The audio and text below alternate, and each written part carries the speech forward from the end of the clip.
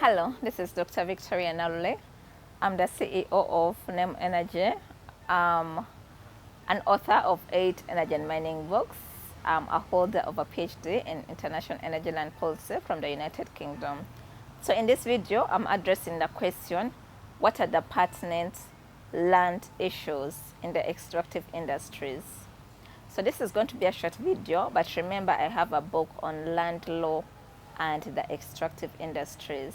So get that book, read it, and you'll find out all the issues with respect to land law and the extractive industries.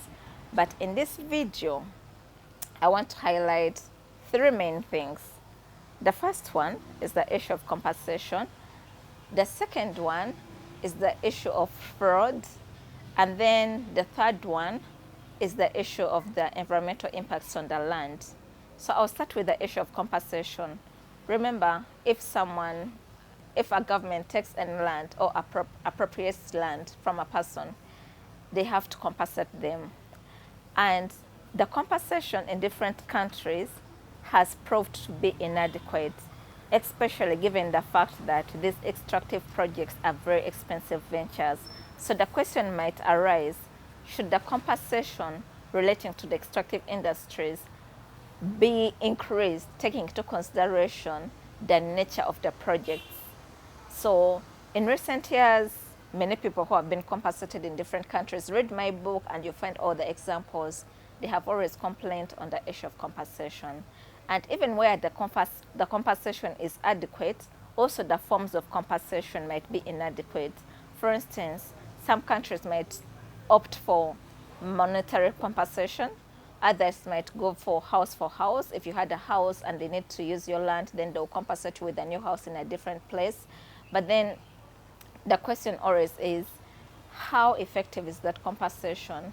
And with effectiveness comes a question, if someone is given monetary compensation, especially people in rural areas, and they waste that money within 1 week, is that compensation effective? Or we should find hybrid ways of compensating these people. So that's the first issue with respect to compensation. The other issue is with respect to fraud, especially with various stakeholders. For instance, when oil, gas, or even mineral resources are discovered in a region or in a country, most people who are in power, they will use that opportunity to buy land around that area. And then when the government or the various stakeholders want to get that land for their activities, the people involved would hike the prices, the land prices. For instance, if the land was like for 50 million, they would hike it to 300 million. So there's that issue of fraud. And who's going to suffer with this fraud?